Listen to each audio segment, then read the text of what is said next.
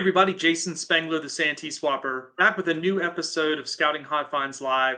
Today I've got a real treat for you. I have been very busy in my warehouse sorting patches and specifically working on sorting my rank patches, which I know almost every scout collector has a bag somewhere of rank patches.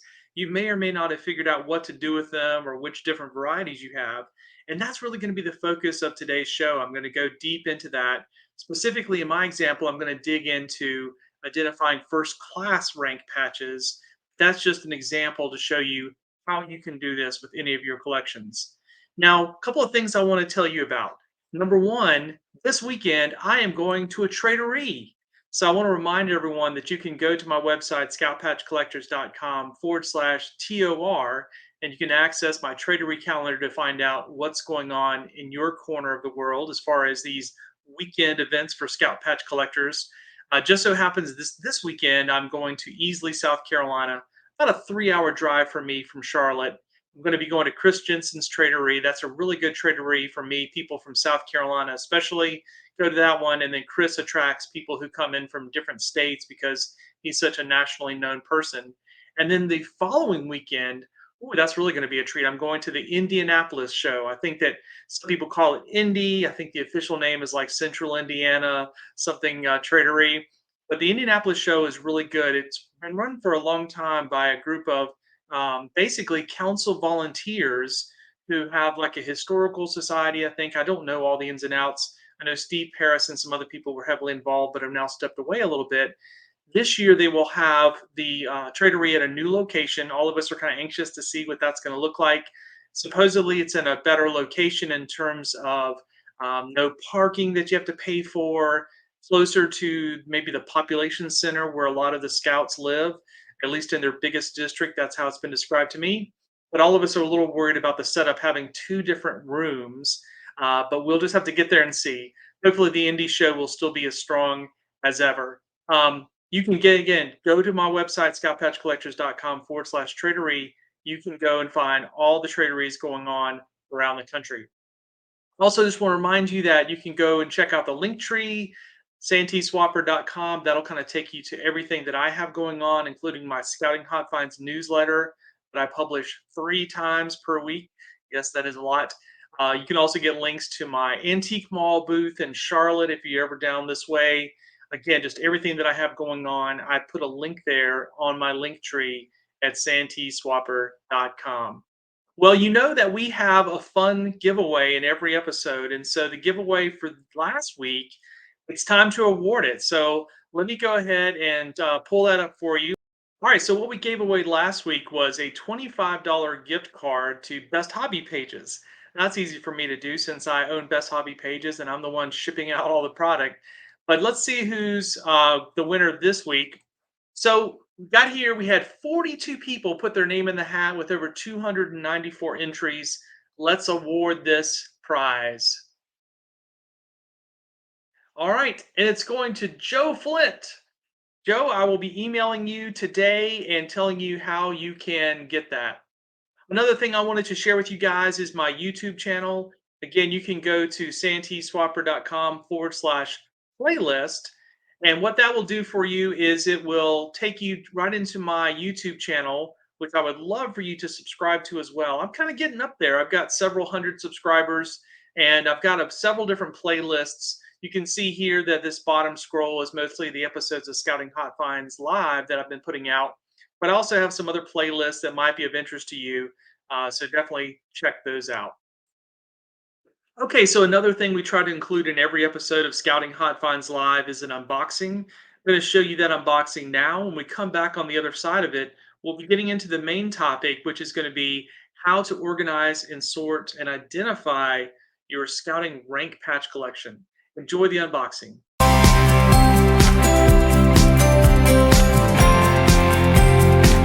Hi, Jason Spangler, the SanteeSwapper, back with another unboxing.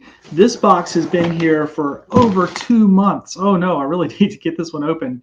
This box came to me from Michigan, and while I don't have my notes handy to see what all I've got, the box is a little heavy. There might be some, some bulkier stuff in here, maybe some books probably, hopefully no coffee mugs. So let me tear into it.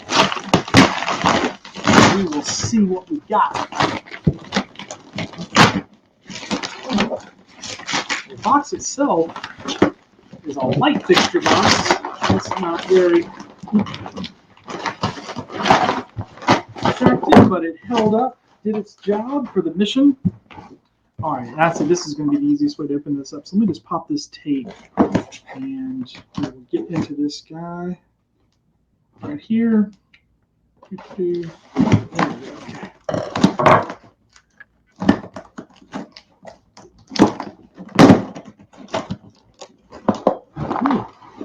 Good stuff in here. Gotta cut some more tape though. Well packaged. All right.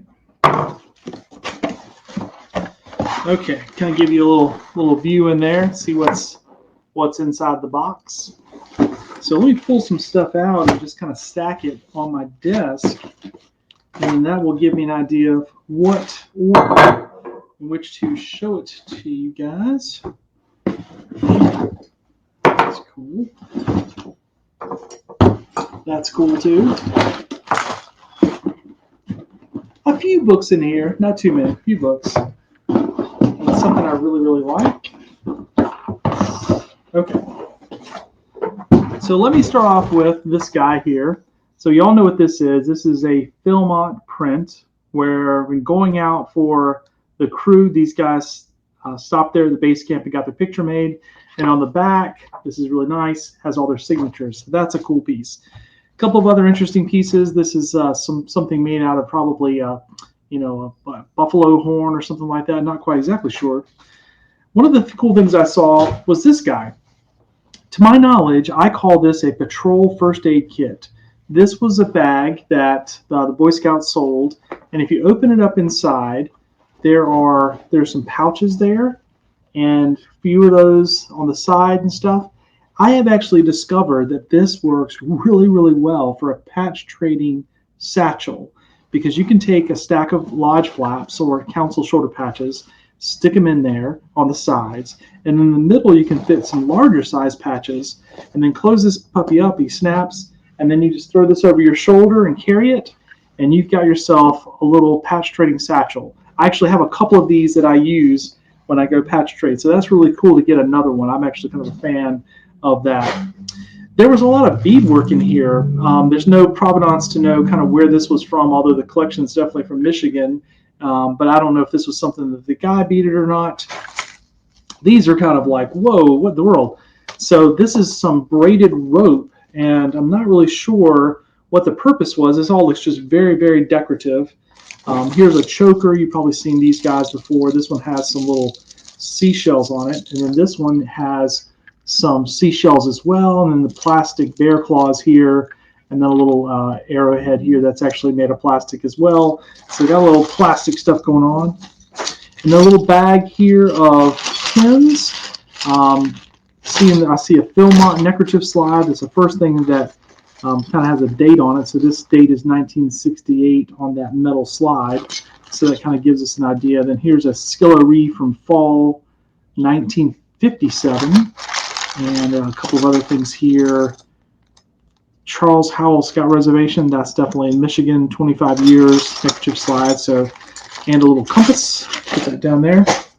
So we've got a couple of books here that are from different generations. So we see here that this one really has had a lot of wear and tear, and this is another one just a little bit later on. Cub Scout Lion book, you got two of those, and then an Order the Arrow book that's from a different generation than those. So again, not sure if this might be two different generations of people. Got a nice Philmont buckle, and of course with this guy here, this is a size 40, so that will still fit some dudes. Then we got a couple more belts, which I love getting these recycled. So this is just a plain old belt. As far as the belt buckle goes, it is a Philmont belt, but that's a very plain looking buckle. But of course I can swap that out for a Philmont belt. Then this is interesting, especially if this is a size 40. This is kind of that Western style belt the BSA sold that I think really looks pretty. It has a really nice design in it. And we'll see what waist size this is, if it's not too faded. The official belts, maybe it'll tell me up here, or maybe it'll tell me up here. No, I don't see a size on this. Most of these that I get are really not very big at all, but this one's got some little bit of size to it. It looks like it's adjustable. I don't know. Maybe that's like a size 30 or something like that. It's not super jumbo like the 40, but it's a really old belt and it's not in bad shape. It's been worn a few times. And then this guy here, this is a foreign belt. Yep. So this is, I think, probably, let's see, it says right there, Scouts de France. So maybe that's where this stuff comes from. You know, that big yellow thing I saw, maybe that has something to do with Scouts France because it doesn't look anything to do with American Scouts. A couple of sashes here. We have an Ordeal of Brotherhood and a Vigil sash. I actually have sort of a tried and true method for getting these old stains out. So I can't make these look perfect, but I can really make them look a lot whiter than they are here. They're looking pretty yellow. Nice bag here of stuff. Let's see what we've got. So I mentioned this was a Michigan collection. So this is the Detroit OA Lodge, Lodge 162. And then there are some patches in here. Here's the Philmont patch that goes with the picture that we saw, that goes with this wall hanger that I often get in collections. I think a lot of guys bought that on their way out. Here's that Charles Howell Scout Reservations up there. And then we have a couple of loose merit badges and also rank patches. I do not see a merit badge sash, so this might be a case in which the guy decided to keep maybe his Eagle Medal and his merit badge sash. What some people do is keep just those key things, and then they'll kind of sell off the rest of it. Seen this neckerchief a whole lot. Certainly that one a lot of scouts earned. And then there's some little pieces of, it feels, it's not quite like wool. It's more like, I'm not quite sure what that is, kind of a printed material, but so with a Native American design. And then here is a staff neckerchief from that camp we saw as well. So nice little collection of stuff. I would say this dating it 1960s is probably my guess, although some of the merit badges look like they could have been 1950s. So it could mean late 50s, that kind of time period. So anyways, the kind of collections I buy all the time, the collections where someone went through scouting, they weren't a big patch trader, they just kept all this stuff because maybe they went to Philmont, it really means something to them. Maybe they were an Eagle Scout, maybe they went to a jamboree, and they've held on to this stuff and then decided it's time to find someone else who's interested in it, who would like to get it. And so I'm glad we were able to connect. Jason Spengler with SanteeSwapper. I appreciate you watching my video. I'll throw this up here. You can go to my website, scoutpatchcollectors.com. There you can find all of the videos that I've done, my unboxing videos, calendars, everything that I've got going on in this hobby of collecting scouting memorabilia. Thanks very much.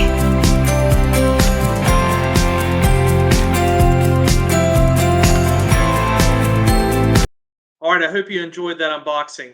Now I want to get to the main topic. I have spent days in my warehouse sorting out patches, and especially the last few days sorting my rank patches. Literally, guys, I have like hundreds of patches here to sort. And I want to share with you a little video that I recorded yesterday when I was right in the middle of it that I think you will find really interesting. Really, what I wanted to do today was kind of introduce you to what I'm in the middle of, which is a project to identify my collection of Scout rank patches. Now, this might be an area of collecting that everyone has a connection to, and that's why I think it's kind of fun. Certainly, if you are a scouting memorabilia collector, 99% likely you went through the program or were an adult, helping scouts earn their ranks, etc. And one thing that you probably already know about rank patches is that all through the generations, for the 100+ years of rank patches, the designs are very similar. Now, yes, in the early years, the first things like star, life, eagle, they were not ranks technically. You can go back and read that. They were, I think, called badges of merit. That's a whole nother video probably that somebody else could do. But essentially, we have had the same rank patches all this time, and the designs are very, very similar. So it kind of comes down to this. If you have some older rank patches, you might be wondering, where do these fit? How old are they? And how could I identify the differences between, say, a 1960s first class patch versus a 1970s, or even going back into the 20s and 30s before the World War II.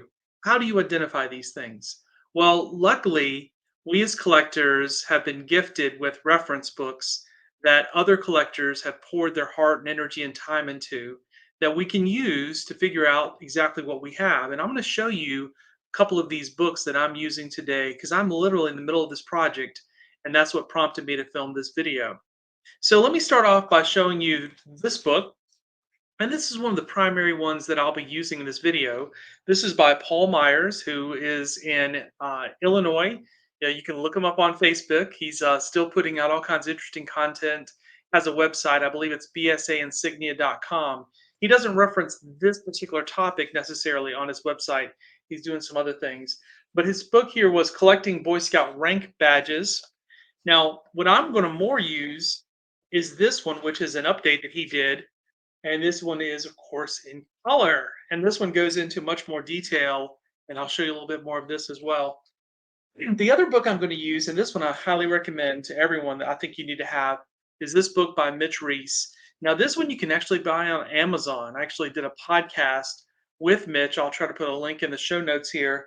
But this book, A Guide to Dating and Identifying Boy Scouts of America Badges, Uniforms, and Insignia. This is the fifth edition. Mitch has been updating this book for more than 2 decades, and this is the 2021 edition, the most recent one. It also is very, very helpful. And by the way, this book references Paul Myers' numbering system. So here's how I have seen that they work together.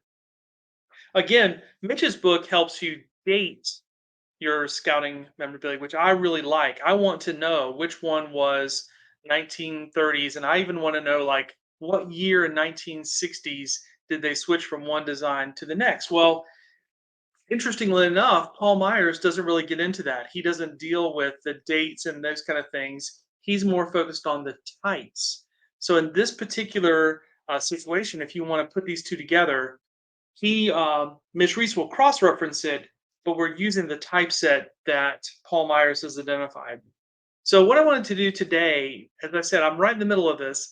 I wanted to kind of show you where I am, but then also show you how I'm going to be identifying this morning my first class rank collection. And the reason why I'm doing this is because, as many of you know, I buy collections from people, and as I get collections in, guess what?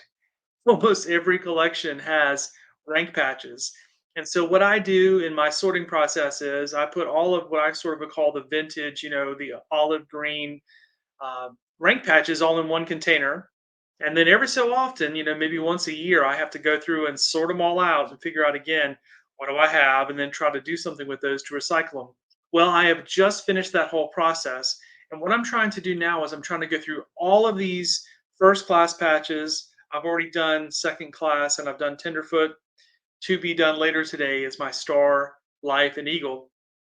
Look at all these ones that I have accumulated in buying collections and figure out, okay, are any of these needs that I don't already have? Let me show you where I'm starting from. I made this is a page obviously from a little binder book that I made some time ago. Maybe I made this like, I don't know, 5, maybe not as long as 10 years ago, but this was kind of the original idea of creating my collection. All of these labels right here came from Paul Myers' book. So like Paul Myers talks about a type 1, a type 2, and you can see that in my collection right now, I do not have any of what Myers calls type 1 through 5, okay? Now, here's the trick about that. Again, going back to Mitch Reese, 1914, 1936, 1914, 1936, 1914, 1936, 14 to 36, 1436. All of these, in fact, all the way up through type 6, are all from the same time period. Nobody's attempting to say that one type came out at a different period of time. My guess is this is all so long ago that they can say with confidence that these patches were made during this time period, but they don't really know which ones were issued at what period. Again, how can you call one the type 1? I really don't know. Maybe that's a question for Paul Myers, how he made those decisions. But he does have noticeable differences, although they are minute differences between these different types. So it really kind of comes down to how you want to collect. One version of this, which maybe is the version I should go with, says, "Hey, I'm good. I've got a 1914 to 1936 patch in my collection. I'm good. I don't have to worry about these other five varieties." And again, I mean minute varieties. But again, if I'm going to sort these patches out anyways, I would be curious to know in my sorting, do I come across any of these that I don't already have? It's not necessarily meaning that I'm going to go out and try to spend a bunch of money and time and effort to go get these little faint varieties, but it's good to know that I have them because collectors, again, have already created the reference books and I'm just kind of using the language that they have. So flip over to the back and you can see this is more like the 1960s era. Now, a couple of things about my page here you'll notice is that when I originally created this, I was using really too small of a binder or I wasn't measuring right. And you can see that some of the badges, they're too big. They sort of cover up my pages, my labels. That wasn't good. So what I've actually done in my new system is I've actually gone to a much bigger binder. So let me just show you that since I'm going through this whole thing. Because again, part of what I try to do with this channel is inspire everyone to, you know, play with your collections, kind of go deep into this kind of memorabilia thing. So let me show you where I am with that. All right, so when I was in college, one of the things that I thought was really cool was these big art binders that I would see some people have. One of the earliest purchases I made, I think as a freshman or maybe as a sophomore, I think actually my future wife, who was my high school or college sweetheart, she helped me buy one of these, or maybe she bought it for me in a bookstore. I don't still have that one sadly, but all right, so this is a big binder that I'm going to use to store, obviously much bigger than the one that you just saw. And true story, this binder is actually kind of recycled. This belonged to my sister-in-law. Hi, Christina. I know you're not watching this video. So when her mom was kind of clearing out stuff from the house, Christina didn't want this, and I was like, "Ooh, can I have that?" And so I love these kind of big binders. I went online and bought some pages, and you can see here these pages are much bigger than the one that I just showed you. What I did, I got a ruler out and I basically kind of came up with a system where how far I would space down, how much space in between each label. And you can see here, obviously, I've stuck in my Tenderfoot patch collection, although I have not gone down into the 1970s and 80s. I'll kind of round that out. I figured that's the easy part. But I'm trying to identify all these other ones here and getting a really good example in. The other one that I have done is my second class collection. Again, I know this is kind of unruly for you to see, but there it is. You can see I've got some patches there. And again, I haven't filled in the bottom and I'm missing all of the early ones there, the type 1 through 5. So what I want to do today is I want to use my camera and kind of show you this process, basically going through with first class patches, and hopefully it will help you kind of understand how I've done it, and then also give you an idea of how you can identify them. So let me kind of put a couple of fun ones up first, just to show you that going down this rabbit hole of collecting rank patches, there are some really interesting things to collect, and some of them are kind of hard. So I'll show you that. So the first thing I want to show you is a topic that some of you probably have heard of, but maybe you're not that familiar with. Oh, spin it around here. All right.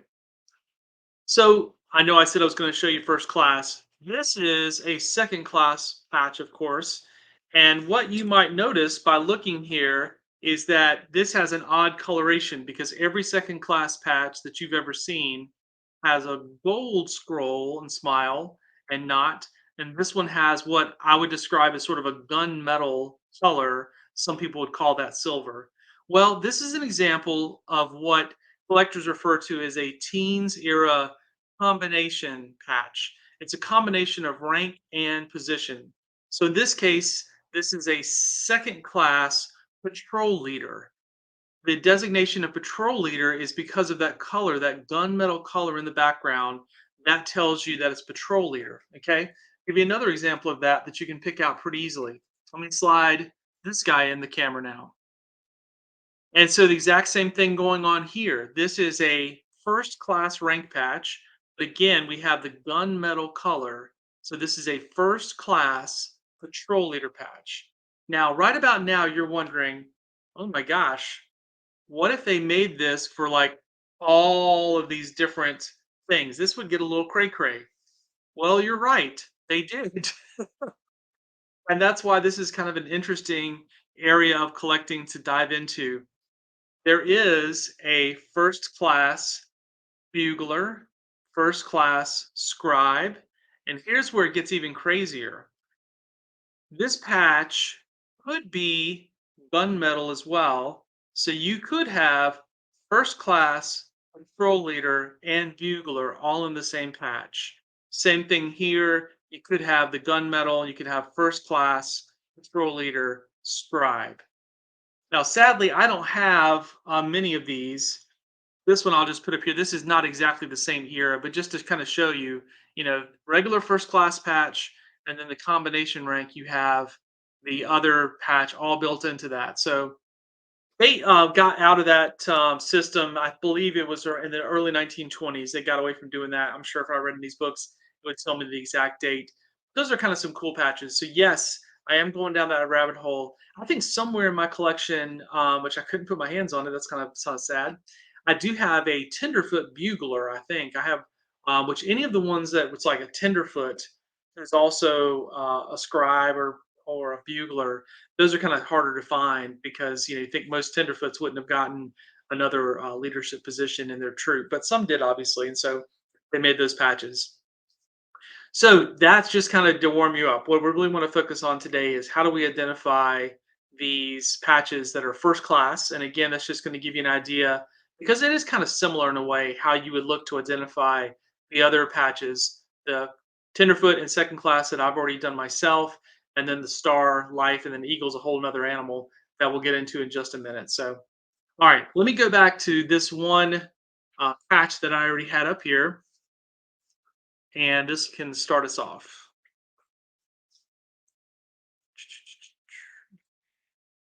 Okay, so as I mentioned before, I don't have the very first versions of these patches in my collection. I've got, well, I mean, it's a good collection, but I do not have the earliest ones. And so let me kind of go to this and tell you what's going on. So this is going to be considered by collectors a type 5. And there's a couple of ways that we could tell that it's a type 5.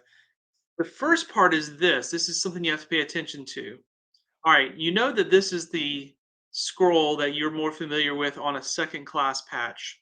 Well, there's this little piece right here where on this type 5, there's basically it's a closed scroll, meaning that there's an embroidered line right there that closes the scroll.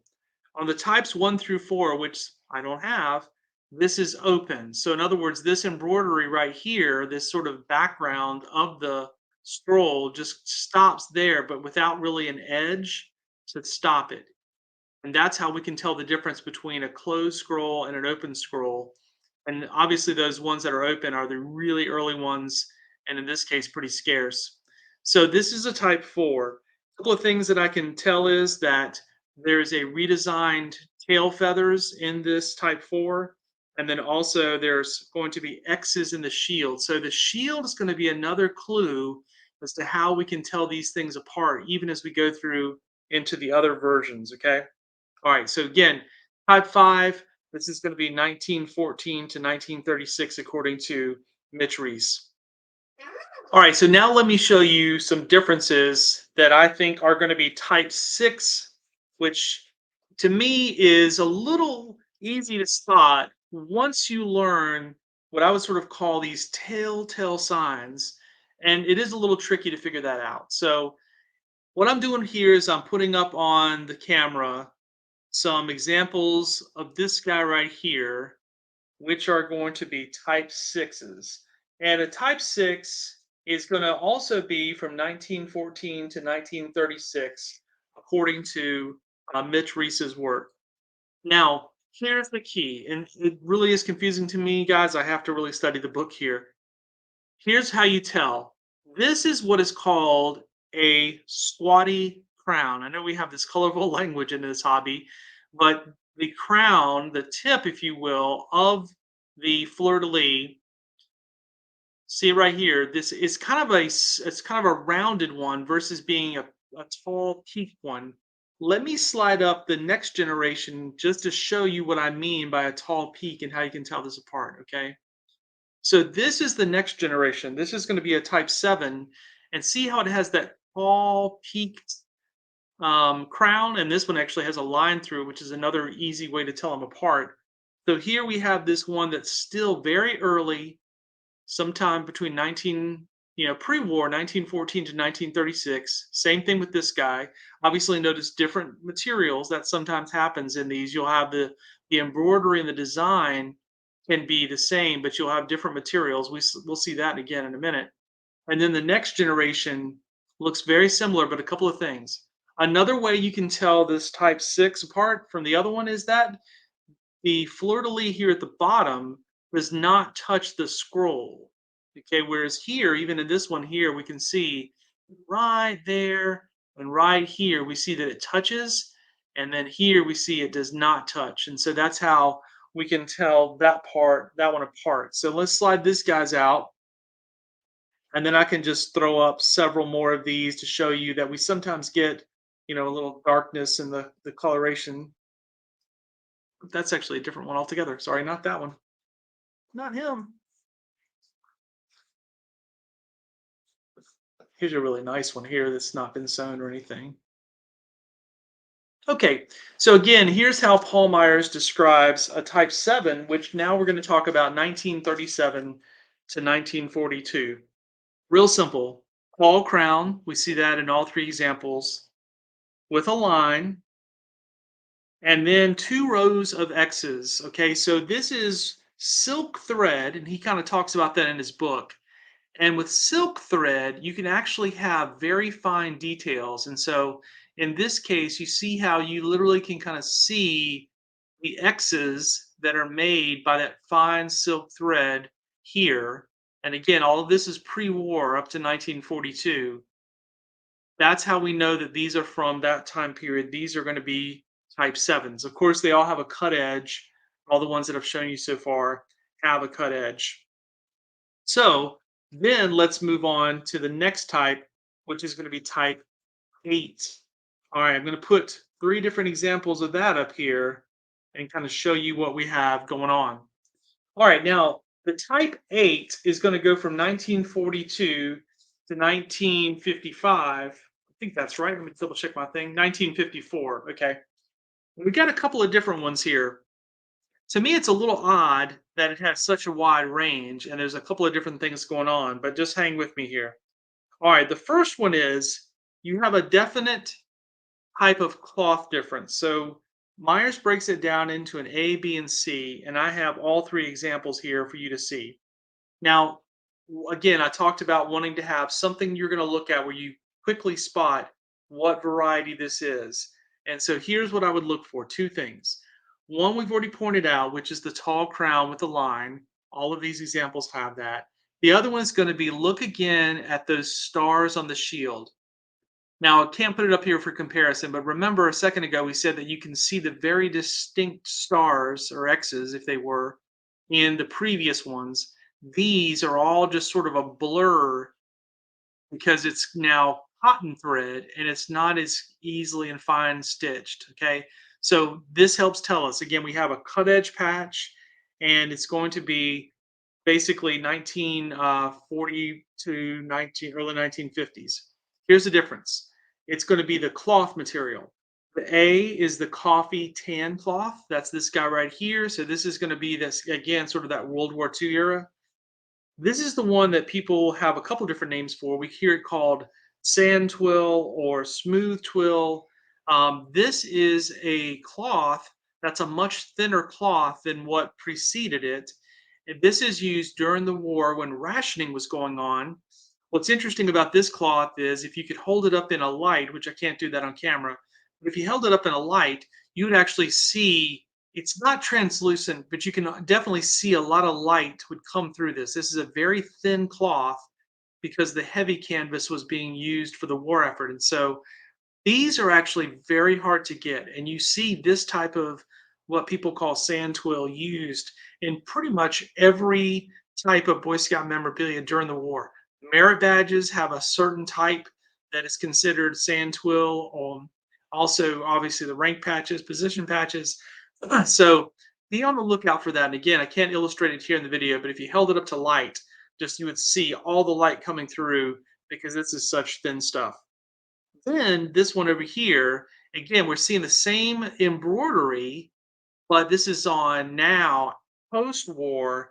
This is on the more familiar khaki cloth that you're going to see. And it's going to have a lot more. You see there, it has a really heavy defined quill background, and it's a different color compared to this guy over here. So this is our type 8, and again, seeing all those different variations there. So this gets us up to 1954, and then we have one more that we can throw up here that hopefully you can pick out. This is a little easier, and there's some again telltale signs in how you pick this out.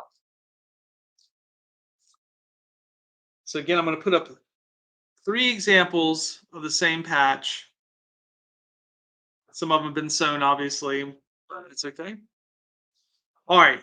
So the next type of patch, which Myers is going to call a type 9, and that is going to stretch from also 1946 to 1954.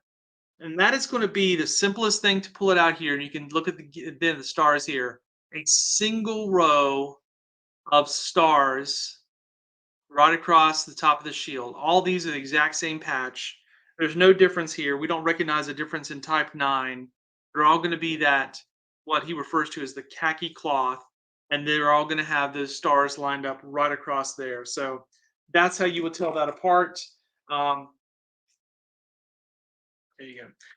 So everything beyond this stage is going to have an embroidered edge on it. Let's see if I can just pull one up to show you. Sure, I can throw this up there. And I won't go down the rabbit hole of these because then we're getting into ones that are much more modern, and you would have seen these before. But these are in plastic. They came from a collection that I bought. But you can see that everything else after 1954 is going to have an embroidered edge on it. It's still cut edge. It's still cut edge in the sense that there's not a rolled edge, but there is an embroidered edge on these. And that's going to take you all the way through until 1972 when they then go to the round. There's a couple different variety of these as well, but again, now we're talking about ones that are much more common. The patches that I just had up there, those were issued during a period of time in scouting where I believe I read recently there was 6 million scouts, over 6 million scouts, I think, in the 1960s. And so those are much more common than the ones that I started off showing you earlier. Those are going to be a lot easier to find. I mean, we're talking there about patches that on a good day are going to sell for $5 because there's just so many of them out there.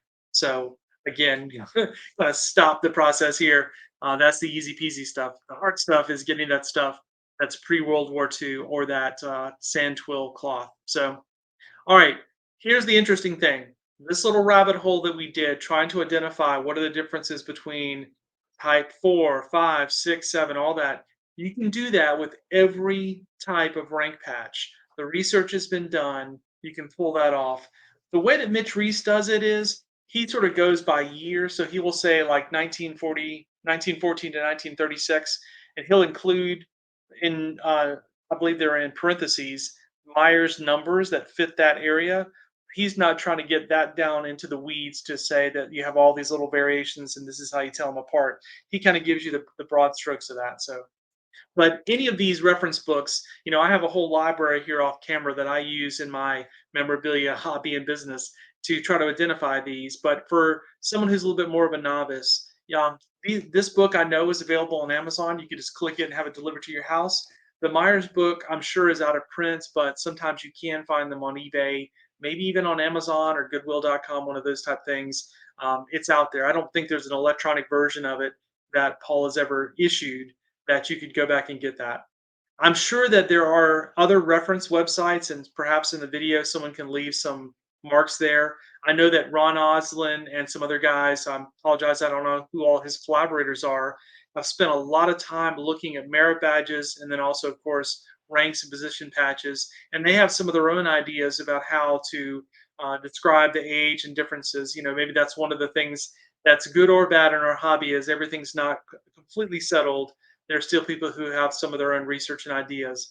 But again, just to kind of be, get you the broad strokes of like, what do I have in my collection? What might I be keeping a lookout for? Hopefully, this video gave you some ideas. Thanks, guys.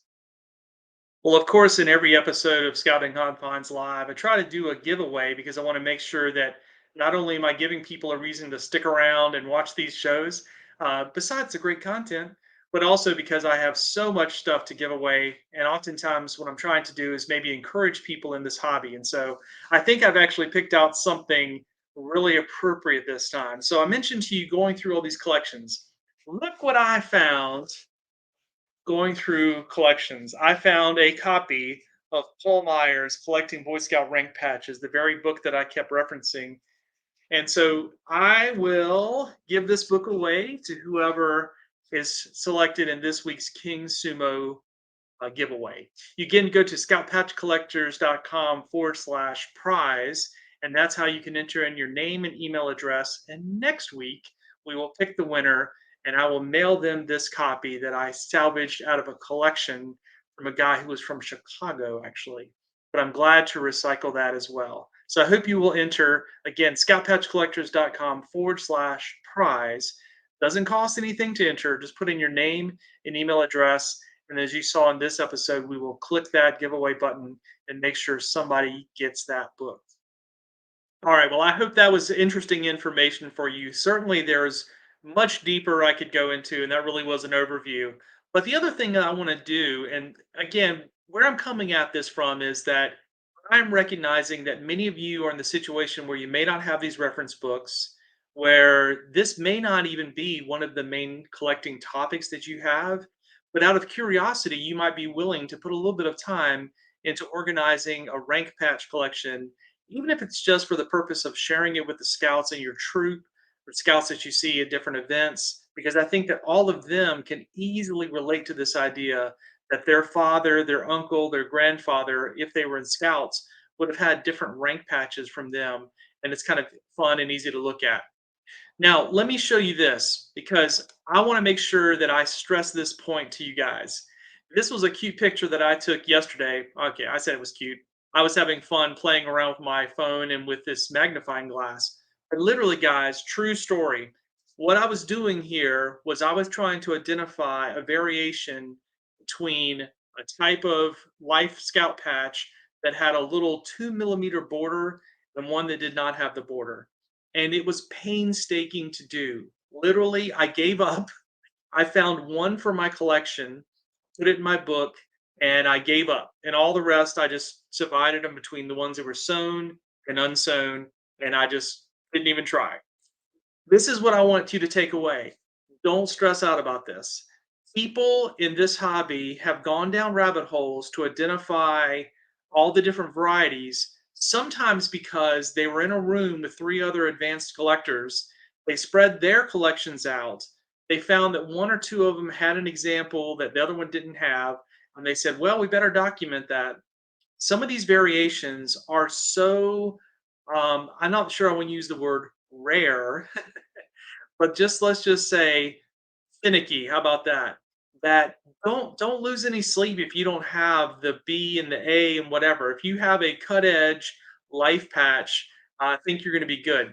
Let me give you another example. Again, just from yesterday. So I did get to sort all of my eagle patches out. Now, if you look at this picture, I haven't done the math. Man, let's just say this is 50 eagle patches here. Okay. Now, again, according to the guidebook, with this one eagle type, there ought to be two different variations here. Well, guys, I looked through every patch here, all 50 of them, and I did have to use the magnifying glass, and I found one out of 50 that was the other variety listed in the book. One out of 50. And so, again, I don't want you to worry about finding all these tiny little varieties. It's not worth it. Life is too short. If you have 50 of them to look at and you can pull out the one like I did yesterday, then that's great. Set it aside. but please don't lose sleep over it. Please don't feel like your collection's not complete or you can't, take it to a scout meeting. You hear me preach about this a lot. Take it to a scout meeting or a scouting event and show that collection to inspire newer collectors because you don't have the B variety that Jason Spangler's telling you out of 50 patches, I could only find one. So it's a pretty darn hard variety to come across, or it's just a finicky one. I don't know. We'll have to think of a better word. But, anyways, hopefully this Scouting Hot Finds Live kind of inspires you to get into your bags, your Ziplocs full of patches that you have, and maybe sort them out and start these little side collections. Honestly, this is exactly what happened to me. I've said this if you followed me online and for any amount of time. I grew up as an OA collector, and that was primarily for like the first 20 years that I was in this hobby. All I cared about was collecting Order of the Arrow lodges from the Carolinas, my home area. But eventually, what happened was in buying collections and just wheeling and dealing in this hobby, I ended up with a crazy accumulation of all the other stuff, merit badges, rank position patches. And maybe about 10 years ago, I'm losing track of when it was exactly, when I finally sorted out all those dupes. And I said, if I just keep one of each of these dupes, I think a pretty good starter collection. And that's what I did. I think it really started with merit badges, sorted them all out, figured out, wait a minute, I've got like 70% of all the merit badges that were issued over the last 50 something years. Let me kind of put these in a book and see what I can do, start piecing it together. And I have kept on with that, kept on with that, kept on with that to the point that now, whenever I get a collection in, I go through it looking for the ones that I need. And the exact same thing has happened with my rank patches. At some point, I organized them, as you saw, had the little smaller binder that wasn't quite big enough that I was putting things into. And as I've gone through, I've tried to find, are there ones that I don't have? Can I put it in the book? The thing I have not done, and I preach it on this channel all the time, is I have not taken that book to scouting events and shown people. Maybe it's because it was too small and the labels were covered up. But now that I've got this new version, definitely will do that. So that's really what the point of this show is about, is that all of you have these accumulation collections that maybe you have not thought about turning into a true collection, or maybe it's just because you didn't have the reference material that would allow you to go in and figure out what you had. And so I just want to encourage you to go out and try to find that material. A lot of this information is available online. I know probably the Myers book in my example today is not available in digital format, but that doesn't mean that somebody in your area doesn't have a copy that they could let you borrow or you could get access to, or you could just simply use some of the other free online resources that you can find. So I would just encourage you to, again, as I said at the beginning of this video, play with your patches. And absolutely, the number one thing is make sure that your patches do not just live in a photo album in your basement and no one ever sees them. Share them with people, share them with other scouters, share them with younger scouts, share them with people who also might be inspired to join this hobby. Thanks very much, Jason Spangler, the SanteeSwapper.